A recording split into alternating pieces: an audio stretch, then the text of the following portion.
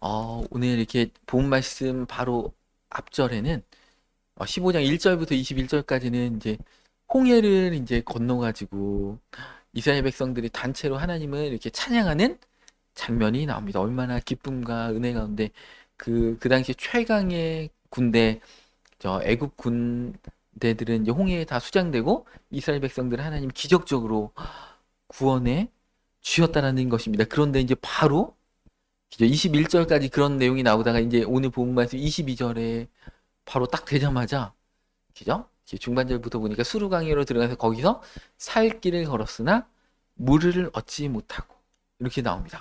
그러니까 이게 참 우리 삶의 신앙의 현실인 것 같아요. 우리가 어떤 때는 하나님의 은혜 가운데 큰 축복 가운데 있다가 또 어떤 때는 홍해를 가른 하나님이 물을 못 주시지 않는데 3일을 걸었는데 3일 동안 물이 없는 겁니다. 얼마나 갈증이 심할까요? 이 갈증이죠. 갈증은 진짜 참기 어렵잖아요. 이게 생존과 직결되는 배고픈 거는 좀 참을 수 있는데 물 없는 것은 진짜 못 참습니다. 얼마나 갈증이 괴로운 건데 하나님이 인도하셔서 하나님이 광야로 가라고 해서 구름 기둥과 불 기둥 인도해서 하나님이 인도해서 그 길로 갔는데 물이 없더라.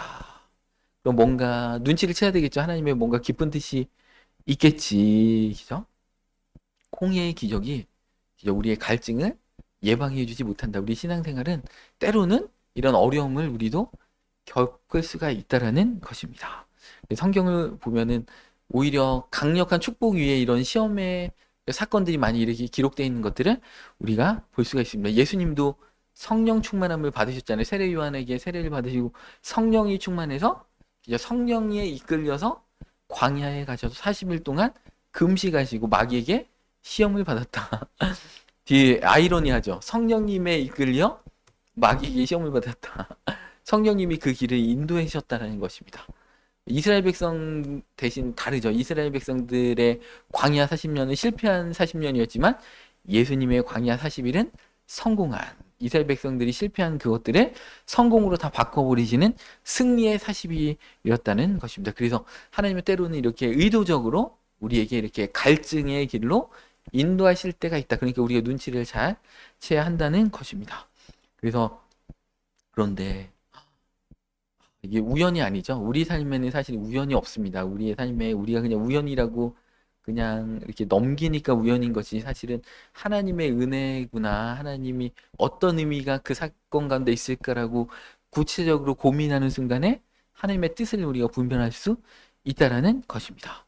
그러니까 하나님은 아셨죠. 그들이 갈증 가운데 고통받을 것을 아셨다라는 것입니다. 그렇지만 우리를 무너뜨리기 위해서 그 길로 인도하신 게 아니고 우리의 어떤 속사정을 드러내심으로써 우리를 참된 성공으로 이끌기 위해서 하나님께서 그 길로 의도적으로 이끄셨다라는 것입니다. 그 사건을 통해서 교육하신다는 거죠. 아무리 갈증이 나도 물이 없어도 하나님이 공급하시면 물이 생길 수 있다라는 것은 이 광야 40년 동안에 얼마나 많은 일들이 있겠습니까? 그러니까 광야의 첫 시간에 그것을 교육하고 싶으셨던 것입니다.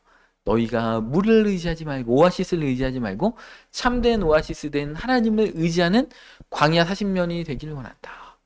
광야의 그 여정이 되기를 원한다. 하나님은 그렇게 교훈하길 원하셨다라는 것입니다. 그래서 우리는요, 어떤 사건을 만나야지, 우리는 어떤 사건을 만나기 전에 스스로 다 그렇게 생각하죠. 나는 법 없이도 살 사람이야. 이렇게 스스로 이렇게 평합니다. 어떤 어려운 일이 없으면 다 착하죠. 그런데 진면목이 언제 나타납니까?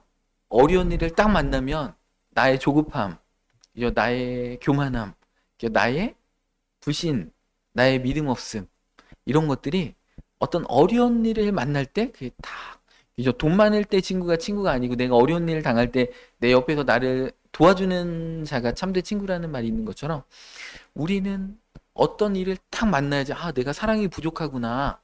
내가 인내가 부족하구나. 그것을 알 수가 있습니다. 하나님이 그 사건을 주신 이유는 뭐냐면 회개하라고. 스스로 내 안에 있는 것들을 정당화시키지 말고 어떤 사건을 통해서 실패를 통해서 우리의 나약함을 깨닫고 이것들을 다 처리하라고. 불순물을 제거하라고. 그러니까 막걸리 물이 이렇게 맑다고 하더라도 그 밑에 이렇게 찌꺼기가 쫙 가라앉아 있잖아요. 근데 젓가락으로 한번 휘어주면 탁한 물이 되는 거죠. 우리의 마음이 그렇다는 거예요. 우리가 생각할 때 아무 일도 없이 기죠. 그냥 평탄하고 행복한 일만 가득하면 어떻게 됩니까? 우리는 그죠. 버릇이도 살 사람이라고 착각에 빠지지만 조금만 어렵고 조금만 어려우면 어떻게 됩니까? 원망하고 조급하고 감사가 사라지고 기쁨이 사라지고 하나님을 향한 그 믿음이 흔들리고 이런 것들 하나님은 그 어려운 일들의 갈증을 통해서 그것을 다 끄집어내고 다 불순물을 회개하고 주님 앞에 회개의 영으로 나를 돌이켜보고 그 인내의 과정으로 들어가기를 하나님은 원하신다는 것입니다. 그래서 사건과 만남을 통하지 않으면 우리는 그 어려움을 해결할 수가 없다는 것입니다. 이 사흘이라는 숫자, 사흘길을 들어갔다는 건 뭐예요? 완전히 단절된 수죠. 예수님도 사흘 만에 부활하신 것처럼 더 이상 돌이킬 수 없는 길, 광야로 3일을 딱 들어갔다는 것입니다. 그러니까 그럼 어떻게 됩니까? 다시 백해서 갈 수도 없는 그런 길이라는 것입니다. 3일 길을 들어가서 거기서 그 갈증을 만날 때 우리도 마찬가지죠. 우리의 인생 가운데 도무지 해결할 수 없는 그 갈증과 위기를 만날 때 그 순간에 하나님을 찾느냐. 오늘 백성들은 하나님 안 찾았죠. 오늘 백성들은 그냥 원망했죠. 모세를 원망하고 하나님을 원망했는데 모세는 하나님께 부르짖었습니다. 우리가 인생의 갈증과 어려움을 만날 때 어떤 자가 될 것인가? 원망하고 감사하지 않고 불평하는 자가 될 것인가? 하나님께 부르짖는 모습으로 나아가는 자가 될 것인가는 것입니다. 그래서 인생의 위기를 통해서 우리는 하나님을 진짜 의지하는 사람, 하나님께 초점을 맞추는 자가 되는가, 이렇게 하나님께서 우리를 시험하신다는 것입니다. 왜 원망할까요? 물이 없다 왜 원망했을까요? 하나님의 선하심에 대한 불신앙이죠. 하나님이 우리를 사랑하시고 우리를 좋은 길로 인도하시고 선하신 분이라는 게 흔들리니까 원망하는 거죠. 그죠? 그리고 두 번째는 뭐예요? 하나님의 능력에 대한 불신이죠.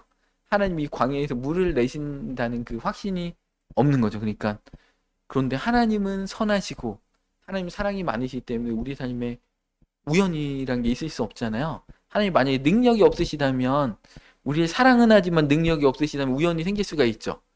이렇게 미처 이렇게 하나님이 보호하지 못하는 것들이 있을 수 있잖아요. 그런데 하나님의 능력도 있으시고 우리를 사랑하시기 때문에. 근데 하나님 능력은 있으신데 우리를 안 사랑하시면 어떻게 됩니까? 관심 밖의 시간 가운데 우리한테 이상한 일이 우연의 일이 생길 수가 있잖아요. 근데 하나님은 능력이 있으시고 선하시고 우리를 사랑하시기 때문에 우연이란 거 있을 수가 없습니다. 그러니까 원망한다는 것은 하나님의 선하심을 믿지 못하는 것이고 두 번째 하나님의 능력을 불신하기 때문에 원망이 일어난다. 우리 삶에 우연이다. 하나님이 개입하시지 않는 일이 일어난다라고 우리가 착각하기 때문에 원망과 불평이 일어나는 것입니다. 그리고 세 번째로 원망하는 이유는 그 책임을 전가하기 위해서 모세한테 일단 뒤집어 씌우면 좋잖아요. 우리나라 경제 안 좋으면 대통령한테 일단 뒤집어 씌우면 되잖아요. 우리나라 역대 대통령들을 다 뒤집어 씌우잖아요. 그냥 뭐 잘못되면 경제나 외교나 국방이나 뭐 잘못되면 일단 대통령 욕하고 나면 나는 책임 없는 거잖아요. 일단 대통령한테 그런 것처럼 모세를 원망하는 겁니다. 그게 가장 손쉽고 빠른 방법이기 때문에 그렇습니다. 그래서 우리가 원하는 인생의 스토리대로 이렇게 가면 좋은데 하나님이 인도하시는 그 광야 여정 가운데는 우리가 예상치 못하는 어떤 일들이 맞닥뜨리게 된다는 것입니다. 주기적으로 어떤 리듬 가운데 그런 게 있을 때 우리는 어떻게 됩니까? 이스라엘 백성처럼 원망하는 게 아니고 모세와 같이 부르짖어라. 하나님은 가까운 어떤 친밀한 시간을 갖고 싶다. 그럴 때 이제 그래서 가끔 이런 어려운 일들이 우리 가운데 있다는 것입니다. 그래서 25절에 모세가 오늘 본 말씀 25절에 모세가 여호와께 부르짖었더니 이 부르짖었다라는 것은 히브리어로 야차크입니다. 그것은 그냥 점잖게 부르짖는 게 아니 극도의 압박감과 고통 가운데 간절하게 고통 가운데 그냥 탄식이 터져나오는 그 부르짖음을 하나님께 갖다는 것입니다. 여러분들 세련된 언어로 기도하는 게 아니죠. 참된 기도는 하나님 앞에 나의 속사정을 하나님 앞에 아뢰는 거죠. 그래서 어려울 때 끝까지 입을 닫고 있는 게 능사가 아니고 하나님이 기도하라고 어려움을 주셨는데 기도 안 하면 안 된다. 기도하면 해결해 주신다고 어려움을 주셨는데 기도하라는 거죠. 그러니까 우리의 삶 가운데 어떠한 큰 위기와 어려움이 있어도 두려워할 필요가 없다. 하나님은 기도하라고 그 어려움을 주신 거다. 기도해라. 그러면 하나님이 해결해 주신다는 것입니다. 우리 시편 34편 6절에 하나님이 이 부르짖음을 듣길 원하시는 거죠. 다윗의 시편입니다. 이 공고한 자가 부르짖음에 여호와께서 들으시고 그의 모든 환난에서 구원하셨도다. 그러니까 하나님은 어려운 일을 통해서 우리 하나님께 참된 기도로 나가길 원하시는 것입니다. 그랬더니 어떻게 돼요? 하나님이 들으시고 모든 환난에서 다 구원해 주셨다. 다윗이 이렇게 고백하고 있습니다. 야고보서 5장 13절 말씀에도 이렇게 말씀하고 계시죠. 너희 중에 고난을 당하는 자가 있느냐? 그는 기도할 것이요. 즐거워하는 자가 있느냐? 그는 찬송할지니라. 그죠? 고난 당할 때 짜증내지 말고 하나님께 기도하고 좋은 일이 있고 축복된 일이 있으면 하나님의 이름을 높이고 찬송하라는 것이죠. 즐거워할 때 잘난 척하지 말고 하나님께 모든 영광을 돌리라는 것입니다. 그래, 이것이 바로 우리가 인생의 갈증을 만났을 때, 위기를 만났을 때, 가뭄을 만났을 때, 쓴물을 만났을 때 기도하라고 하나님께서 그렇게 때로는 그런 쓴물의 길로 우리를 인도하신다는 것입니다. 모세는 예수 그리스도처럼 우리를 끊임없이 중보하는 모습으로 가잖아요. 하나님 보좌 우편에서 그 예수님이 지금도 우리를 위해 기도하고 계십니다. 히브리서 7장 25절 말씀이에요. 이는 예수님이 항상 살아계셔서 그들을 위하여 간구하심이라. 모세가 이렇게 기도했던 것처럼 예수님도 우리를 위해서 지금 하나님 보좌 우편에서 끊임없이 간구하고 계시다는 것입니다. 그러니까 우리가 때로는 실수해야 할지라도 이렇게 살아있을 수 있는 것 같습니다. 그래서 오늘 보면서 2절에 보니까 25절에 이렇게 나옵니다. 여호와께서 그에게 모세가 여호와께 부르짖었더니 여호와께서 그에게 한 나무를 가리키시니 그가 물에 던지니 물이 달게 되었더라. 여기에서 이제 나무가 나옵니다. 이 나무를 던졌는데 이 나무가 뭔가 신비한 약효가 있어서 그런 게 아니고 200만 명이 먹는데 200만 명이 쓴물 독이 들어있고 막 두드러기게 나는 이 쓴물의 것을 나무 하나 던졌다고 200만 명이 마실 만큼 해독이 되지는 않겠죠. 나무 자체에 어떤 효능이 있었던 게 아니고 이 나무를 통해서 하나님의 믿음의 그 순종함을 통해서 하나님께서 기적을 행하셨다라는 것입니다. 이 나무는 항상 구원이 개입되는 도구로 하나님께서 사용하셨죠. 선악을 알게 하는 나무도 있고 모세의 나무 지팡이도 있습니다. 그래서 이 성경에서 나무는 하나님의 개입과 구원의 도구를 상징합니다. 그래서 최종적으로 갈보리의 십자가를 상징하는 겁니다. 그러니까 인생의 쓴물을 만났을 때 예수님의 그 십자가로 인해서 우리가 단물로 그것을 바꿀 수 있다는 것을 이 마라의 사건을 통해서 하나님께서 계시해 주시는 사건이라는 것입니다. 그래서 십자가가 인생의 쓴물을 단물로 바꿔주신다. 고린도후서 4장 17절 말씀에도 이렇게 말씀하고 계십니다. 우리가 잠시 받는 환난에 경한 것이 지극히 크고 영원한 영광에 중한 것을 우리에게 이루게 함이니. 우리가 마라의 쓴물을 인생 가운데 만나는 이유가 뭐예요?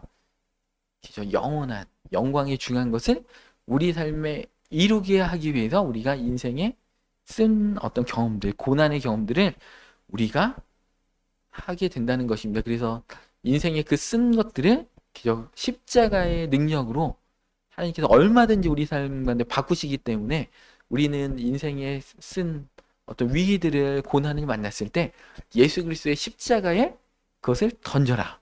그죠? 오늘 모세에게 하나님 뭐라고 했어요? 그 나무를 물에 던져라. 이렇게 놓으라는 게 아니고 점잖게 놓으라는 게 아니고 집어 던지라는 거예요. 우리 삶에 수고하고 무거운 짐지라 다 내게로 오라. 예수님이 말씀하시잖아요. 여러분 삶의 어려운 문제를 하나님의 그 보좌 앞에 던지시기 바랍니다. 예수 그리스도의 십자가 앞에 던져라. 그러면 어떻게 됩니까?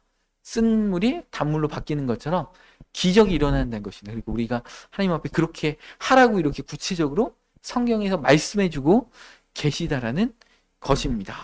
그래서 십자가가 내 삶에 적용될 때 어떠한 저주와 어둠의 것들도 다 물리치는 능력의 십자가가 될 줄 믿습니다. 그래서 과감히 십자가 앞에 던지라는 것입니다. 그렇죠?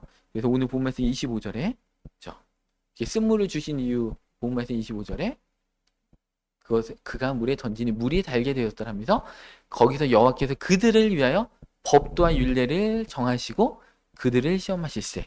그러니까 이렇게 쓴물을 만나고 갈증을 만나게 하신 본래의 이유가, 그죠? 법도와 율례를 정하시고 그들을 시험하기 위해서, 그들의 불순물들을 시험에서 다 정화시키기 위해서, 또 법도와 율례를 통해서 말씀의 원리대로 하나님의 언약 백성의 길로 이끌기 위해서 우리 삶에 이런 어떤 쓴물을 만나게 하신다는 것입니다. 그러니까 이것이 어떤 그냥 갈증이 있는 자들에게 하나님께서 물을 공급하신다라는 의미로 이 마라의 사건이 있는 게 아니고, 법도와 율례를 정하셔서 삶의 불순물들 다 제거함으로 하나님 언약 백성으로 들어가게 하기 위해서 우리 삶에 어려움을 주신다는 것입니다.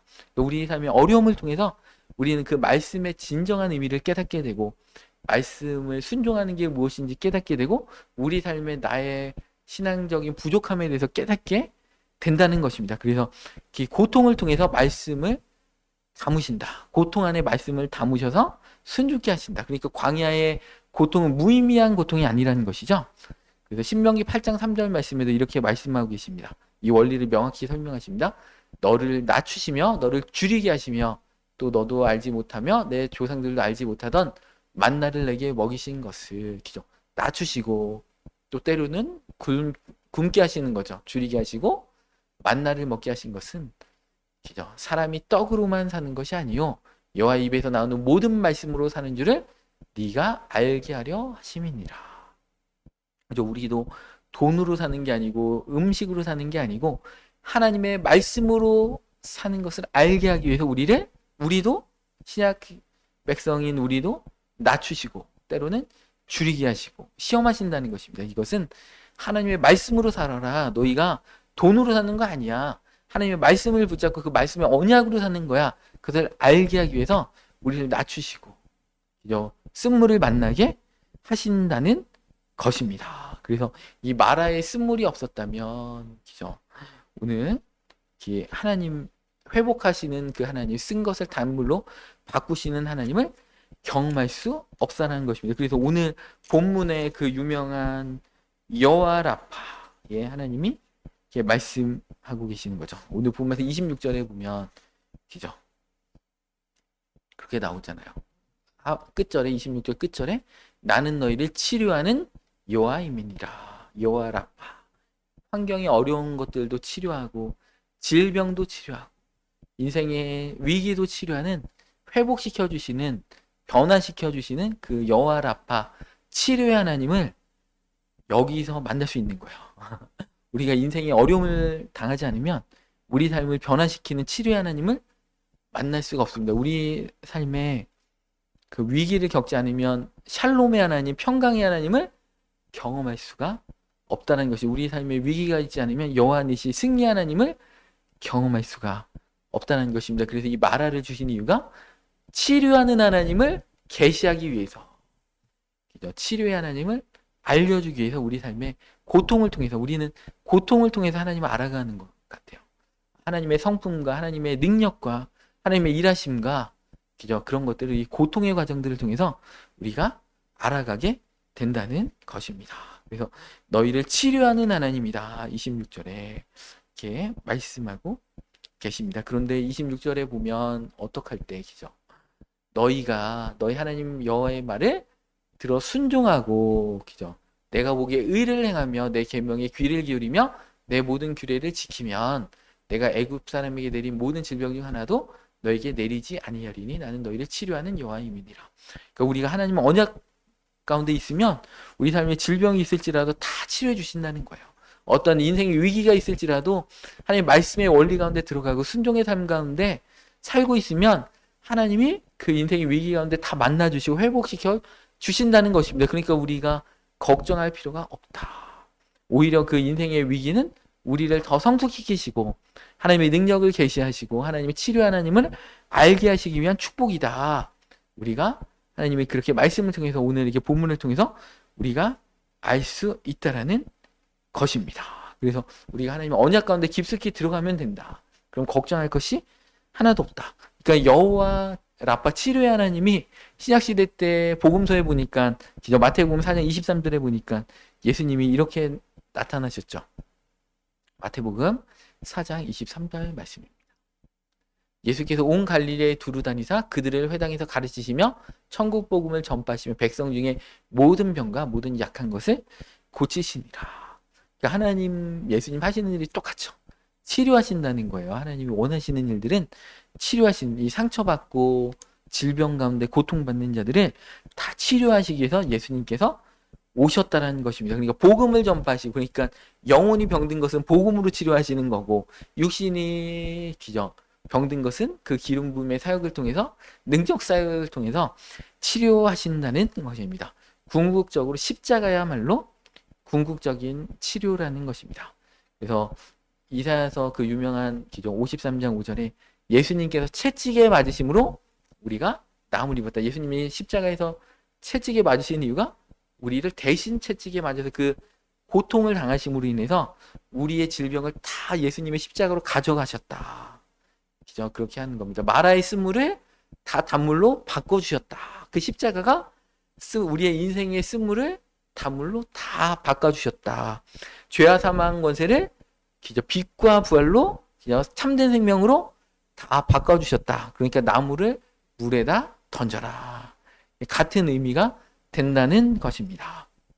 오늘 본 말씀 27절에 보면 마라의 쓴물 다음에 그들이 몇 킬로만 가니까 엘림에 이르니 거기에 물샘 12과 종려나무 70그루가 있는지라. 그래서 그들이 그 물 곁에 장막을 치니라.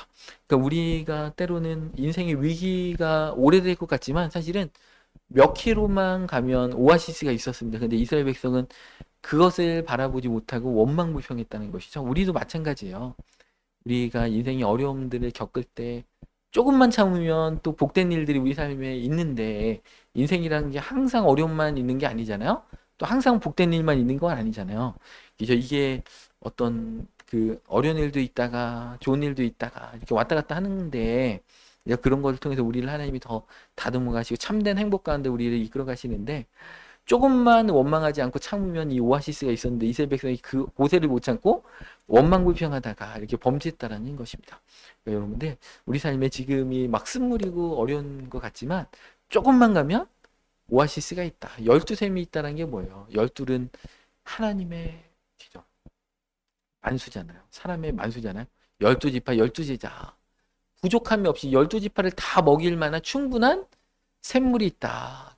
물샘 12이 있다. 종려나무 70그루가 뭐예요? 이 종려나무는 의인은 종려나무와 같이 번성하리라. 너희들이 말씀 가운데 순종하고 의인이 되었을진데 종려나무 70그루 7은 하나님의 완전수고 곱하기 10이잖아요. 너희 의인들, 이스라엘 백성들 내가 다 돌볼 거야. 한 사람도 빠짐없이 다 돌볼 거야. 의인된 70명. 창세기 10장에는 이 민족의 숫자를 딱 세잖아요. 그러면 70민족입니다. 노아의 이제 후손들이 막 이렇게 세고 아브라함의 아담의 후손들이 막 이렇게 세면 70 민족이 나옵니다. 하나님이 의로운 자들, 종려나무 같은 그 자들, 이스라엘 백성들을 다 그 오아시스 옆에다 다 심어 놓을 거야. 견고하게 심어 놓을 거야. 시편 1편은 뭐예요? 복 있는 사람은 물가에 심기운 나무와 같이 심겨 놓을 거야. 인생에 어떤 태풍을 만나도 걱정하지 마라. 하나님이 공급하신다. 하나님이 이렇게 약속해 주고 있다라는 것입니다. 그래서 우리가 참 그런 것 같아요. 인생의 불경기 가운데, 경제적인 불경기 가운데도 어떤 때는 또 이렇게 풀리잖아요. 일이 막 없을 것 같다가 또 일이 막 몰아서 오기도 하고, 또 때로는 없기도 하고. 그럴 때 우리가 정말 조금만 참으면 하나님 축복해 주시는데 그 고세를 못 참고 원망하면 안 됩니다. 그러니까 이 광야의 어떤 시험을 빨리 통과해야 된다는 것이죠. 40년 다 할 필요가 없잖아요. 빨리 1, 2년이면 통과할 수 있는 그 짧은 길인데 40년 꽉 채워가지고 가지 마시고 하나님 앞에 이 마라를 만나잖아요. 그러면 아멘. 그러니까 이스라엘 백성은 마라를 만났을 때 원망하다가 뺑뺑이를 돌았지만 우리는 인생의 마라를 만났을 때 감사하고, 그래도 내가 북한에 안 태어났구나. 내가 일제 36년에 안 태어났구나. 북한에 안 태어난 게 얼마나 감사합니까? 일제 36년에 안 태어난 게 얼마나 감사합니까? 임진왜란 때 안 태어난 게 얼마나 감사합니까? 바퀴벌레로 안 태어난 게 얼마나 감사합니까? 내가 태어났는데 바퀴벌레야. 하나님이 사람으로 이렇게 값진 인생으로 아니면 기죠. 쥐로 생쥐로 이렇게 태어나가지고 쥐약 먹고 죽었다. 얼마나 비참합니까 인생이 기죠. 근데 하나님 우리를 야, 그 많고 많은 생물 가운데 인간으로 우리를 기죠. 그죠? 메뚜기라든지 그죠? 물고기로 태어나게 안 하고 인간으로 태어나게 해주셨다는 게 얼마나 감사한지 모릅니다. 감사거리를 찾아야 되겠죠. 이 마라의 쓴물을 만났을 때 우리가 정말 끝까지 그것을 통과해가지고 엘림에 갔을 때 그 온전하게 누리는 우리의 인생이 됐으면 좋겠습니다. 그 이스라엘 백성이 엘림 갔을 때 얼마나 창피했을까요? 아, 내가 고세를 못 참고 원망했네. 그 뒤에 바로 마라의 쓴물 뒤에 엘림이 있었는데 아, 내가 이것을 못 참았구나. 이런 안타까운 그런 마음들을 가졌을지도 모릅니다. 그래서 우리도 조금만 참으면 됩니다. 히브리서 12장 1절 말씀에 보면 이렇게 나옵니다. 이러므로 우리에게 구름같이 둘러싼 허다한 증인들이 있으니 모든 무거운 것과 얽매이기 쉬운 죄를 벗어버리고 인내로서 우리 앞에 당한 경주를 경주하며 신앙생활은 이렇게 운동, 스포츠, 올림픽과 같은 경주라는 것입니다. 그래서 어떤 인생의 어려움들 가운데 그것을 잘 참아내야 한다는 것입니다. 요번에도 쇼트트랙 이제 최민정 선수 보니까 이렇게 운동을 얼마나 열심히 했나 새벽 5시에 일어나가지고 허벅지를 보니까 허벅지가 막 엄청 두껍습니다.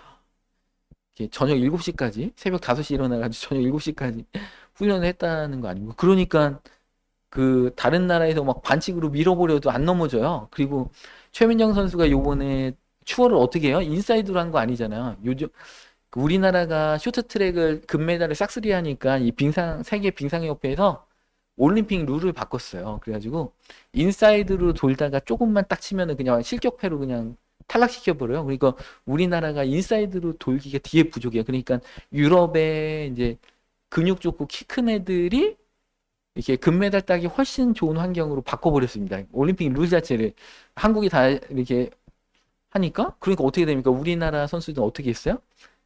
몇 배로 다리 운동을 하고 이제 근력이 그게 뒷받침이 돼야지 아웃사이드로 돌 때 밖으로 안 빨려 날아간다는 거예요. 아웃사이드를 돌 때 그 근육이 허벅지에 그 근육이 있어줘야지 아웃사이드를 돌면서도 인사이드로 이렇게 치고 들어올 수 있는 그거는 허벅지의 힘에서 그거를 되기 때문에 새벽 5시 일어나가지고 저녁 7시까지 그거를 계속 훈련했다는 거 아닙니까? 그러니까 룰을 바꿔버리면 그냥 훈련을 더 열심히 해가지고 아웃사이더를 돌만한 그냥 허벅지 근육을 키워버리면 된다는 것입니다. 그러니까 우리 삶에 어떠한 고난이 있어도 우리가 주님께 부르짖으면 됩니다. 우리 십자가의 그 나무를 물에다 그냥 던져버리면 됩니다. 주님께 간구하면 된다는 것입니다. 그렇게 영적 근육을 키워가지고 조금만 어렵다고 금방 넘어지고 그런 게 아니고 이 올림픽 선수들도 얼마나 멋있게 그 금메달을 따는 것처럼 우리도 신앙에 금메달을 따야 되겠죠. 실격패 가지고 이렇게 반칙패로 이렇게 넘어져 있지 말고 원방하면 실격패잖아요. 올림픽에서도 조금만 잘못하면 외국 심판들이 우리나라 선수들 인사이드로 돌다가 조금만 잘못하면 실격패하는 것처럼 마귀가 가만히 두겠어요? 우리가 원망 불평하고 마라의 쓴물이 만났을 때 우리가 딱 원망하고 불평하면 바로 실격패입니다. 그러니까 그때가 끝까지 우리의 입술을 지켜서 하나님께 감사합니다. 하나님 찬양합니다. 우리 삶에 감사거리를 막 감사 노트를 쓰시고 감사거리를 찾으면서 그 인생의 쓴물을 견뎌야 된다는 것입니다. 조금만 가면 오아시스가 우리 삶에 있기 때문에 그렇다라는 것입니다. 그래서 하나님은 이 엘림에서 12샘물을 통해서 또 70종려나무를 통해서 완벽한 회복과 완벽한 축복과 이렇게 조금 그냥 회복해주고 그게 아니고 완벽한 계획과 언약이 이미 이 오아시스를 통해서 다 계시해 주셨다. 그 숫자로도 12 샘물과 70종려나무를 통해서 그걸 계시해 주셨다는 것입니다. 우리를 영원토록 놓지 않겠다. 우리의 삶을 향한 그 인생이 완벽하게 계획되어 있다. 이렇게 말씀해 주고 계십니다. 우리 시편 92편 12절 말씀에도 이렇게 말씀하고 계십니다. 의인은 종려나무 같이 번성하며 레바논의 백향목 같이 성장하리로다. 그러니까 아까 그 엘림에서 70구리의 종려나무를 이렇게 물가에 심겨 놓은 것처럼 하나님의 계획은 완벽하게 의인들을 보호하신다는 것입니다. 이 엘림 오아시스는 이스라엘이 획득한 거 아니에요. 그것을 발견하거나 개척한 게 아닙니다. 이미 거기 있었습니다. 하나님이 예비해 두신 것입니다. 믿음으로 길을 갈 때 거기에 딱 가니까 있었다는 것입니다. 우리 삶의 축복도 마찬가지예요. 우리가 획득하고 우리가 개척하는 게 아니고 하나님이 이미 거기에 두셨다. 우리가 마라에서 원망하지 않고 하나님께 기도하고 부르짖을 때 엘림도 마라의 쓴물도 바꾸시고 엘림의 그 온전한 축복의 12샘물과 70종려나무를 심어주시는 그 온전한 안식과 기죠. 이스라엘 백성이 그 근처에 엘림에 장막을 쳤다는 거 아니에요? 장막을 쳤다는 게 뭐예요? 거기서 쉬었다. 시편 23편에 그가 나를 푸른 초장에 누이시며 이제 하나님의 온전한 안식과 목자 되신 하나님의 언약 가운데 안식 가운데 샬롬의 평안 가운데 이스라엘 백성이 들어갔다라는 게 엘림의 장막을 쳤다라는 그 표현하고 똑같다라는 것입니다. 그러니까 우리의 삶에 어떤 좋은 일, 기쁜 일도 다 하나님의 은혜다. 로마서 8장 28절에 이렇게 말씀을 주고 계십니다. 우리가 알거니와 하나님을 사랑하는 자, 곧 그의 뜻대로 부르심을 입은 자들에게는 모든 것이 합력하여 선을 이루느니라. 우리가 인생의 쓴물을 만나고 기쁜 일을 만나고 모든 것, 좋은 일, 안 좋은 일, 모든 것을 합력하여 선을 이루게 하신다. 왜냐하면 하나님을 사랑하기 때문에, 또 하나님이 우리를 사랑하시기 때문에 그렇다라는 것입니다. 그래서 그 출애굽은 하나님이 그냥 해주신 거잖아요. 그죠? 홍해도 그냥 갈라주신 거잖아요. 이스라엘 백성이 한 거 없잖아요. 모세가 지팡이를 들이니까 그냥 홍해가 갈라지고 10가지 기적을 통해서 그냥 나왔던 것이 그게 하나님의 출애굽과 홍해가 하나님의 전적인 구원의 역사였다면 이 광야의 삶은 우리가 주님을 닮아가는 성화의 과정이라는 것입니다. 그래서 때로는 쓴물도 만나고 갈증도 만나고 그렇게 한다는 것입니다. 그래서 그런 과정들을 통해서 회개하고 또 만나를 먹으면서 사람이 떡으로만 사는 게 아니라 하나님의 말씀으로 사는 것들도 깨닫고 이런 자기의 백성들이 광야 과정을 통해서 도자기를 빚듯이 하나님이 빚어간다는 것입니다. 이 빚어갈 때도 어떻게 됩니까? 흙을 막 이렇게 고르게 해가지고 도예가가 내 생각과 상관없이 막 이렇게 빚어가잖아요. 우리는 그냥 반듯하게 입고 싶은데 막 꼬불꼬불 빚어가기도 하고 어떤 때는 그 불에다 넣기도 하고 때로는 유약을 발라가지고 그냥 숨도 못 쉬게 유약통에다 그냥 넣어버리기도 하고 그렇다 다 끝난 줄 알았더니 다시 또 가마에다 넣어버리기도 하고 그러면서 고려청자가 되는 거 아닙니까? 고려청자가 그냥 되겠습니까? 그런 어떤 그 흙에 있는 불순물 돌도 다 제거해버리는 온도도 맞게 그 가마에 몇 번 들락날락하고 유약도 제대로 먹어야 되고 이런 과정들이 있는 것처럼 하나님도 우리의 광야 인생길의 어떤 그 어려움들을 통해서 우리 삶을 빚어가기 때문에 우리는 과정 가운데 있기 때문에 예수님도 하나님의 아들이신 분도 40일 금식하시고 광야에서 승리하셨잖아요. 우리도 이 인생의 광야길 가운데 인생의 어떤 쓴물을 만날 때 구름기둥과 불기둥이 인도하는데 쓴물을 만난다는 거예요. 하나님이 인도하시는 길로 순종하며 나가는데도 거기에 쓴물이 있다. 내가 잘못한 거 아닌데도 쓴물이 있다라는 것입니다. 그런데 예수님은 다 승리하셨잖아요. 거기에서 돌을 가지고 떡을 만들어 그러니까 인생이 배고프니까 그죠? 수단과 방법을 가리지 말고 그냥 돌 가지고 떡 만들어서 먹어 마게 시험했는데 예수님은 당당하게 사람이 떡으로만 살 것이 아니고 하나님 입에서 나오는 모든 말씀으로 살 것이다. 그러니까 다 말씀으로 대적하셔서 승리하셨다라는 것입니다. 그래서 우리에게 최종적으로 우리의 인생의 여정을 마칠 때 요한계시록 22장 1절에 새 예루살렘 천국이잖아요. 이제 진정한 엘림이 우리 가운데 있다는 것입니다. 또 그가 수정같이 맑은 생명수의 강을 내게 보이니 하나님과 및 어린 양의 보좌로부터 나와서 길 가운데로 흐르는 강 좌우에 생명나무가 있어 12가지 열매를 맺되 달마다 그 열매를 맺고 그 나무 잎사귀들은 만국을 치료하기 위하여 있더라. 여기 그 진정한 오아시스의 강이 있고 생명나무가 있다. 이 생명나무 어디에 있던 거예요? 에덴 동산에 있던 생명나무가 우리 천국에 가니까 있더라. 이 생명나무의 12가지 열매, 그죠? 아까는 12샘물이었잖아요. 이제 12가지 열매인데 이 열매는 먹고 열매를 먹어서 생명을 얻고 그다음에 나무 잎사귀들을 통해서 치료제도 된다. 그러니까 영원토록 산다는 것이요. 그 치료제도 되고 생명나무의 열매도 되고 진정한 우리가 이제 천국에 가서 본질적으로 누릴 엘림까지도 하나님은 다 준비해 놓고 계시다. 그죠? 인생의 엘림도 우리 삶의 인생길 가운데도 엘림도 있고 천국에 가서의 엘림도 있고 하나님은 다 준비해 놓고 있으시다는 것입니다. 그래서 말하는 이 인생의 쓴물은 우리가 피해갈 곳이 아닙니다. 피해가고 싶어도 피해갈 수도 없고 새롭게 우리가 하나님의 은혜를 경험하고 치료의 하나님, 여호와 라파의 하나님을 만나는 축복된 장소라는 것입니다. C.S. 루이스가 그런 말을 했어요. 하나님은 우리가 쾌락 가운데 있을 때는 속삭이시고 양심 가운데는 그냥 일반적으로 말씀하시고 고통 속에서는 외치신다고 했습니다. 그러니까 우리가 하나님을 정말 가까이 만날 수 있는 비결은 고통 가운데 하나님 만나는 거예요.